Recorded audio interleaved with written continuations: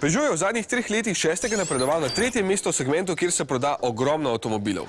To jim je uspelo s predstavitvijo novih modelov, kot sta zelo uspešni 3008 in 5008.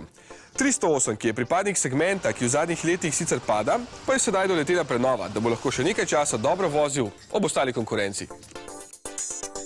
Zanimivo je, da je bilo narejenih že blizu milijon vozil 308.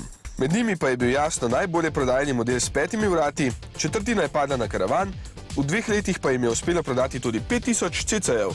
Še bolj zanimivo, kar 2/3 308 poganjajo dizelski motorji, na katere smo Evropejci očitno nori, saj jih drugod v svetu praktično niti vidite ne. Zato je tudi prenovan glavni poudarek na teh varčnih motorjih, sploh z različico eHDI. Ta ima 1,6 litrski dizelski agregat z 82 kW. Lahko se sklaplja že pri 20 km/h, ko se ustavljate in imate ročni menjalnik, poseben indikator med števci, ki mu pravijo ekometer, pa šteje, koliko časa ste imeli med vožnjo izklopljen motor in niste po nepotrebnem trošili goriva in seveda onesnaževali okolja.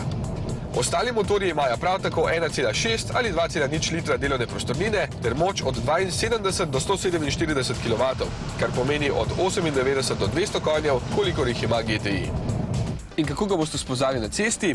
Nova je maska, nove so luči, nove so LED-dnevne luči in tale velik znak.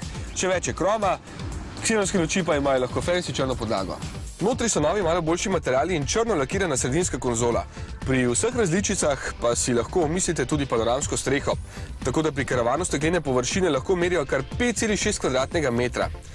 Peugeot 308 je bil vedno malenkost višji avtomobil od konkurence, zaradi česar je znotraj več prostora. Karavan pa edini v segmentu ponuja tudi 7 sedežev. Seveda je bila prenovljena celotna družina, kar pomeni, da je nov tudi CC, ki so ga kupci vzljubili zaradi uporabnosti v vseh letnih časih in da se lahko v njem vozijo 4 osebe.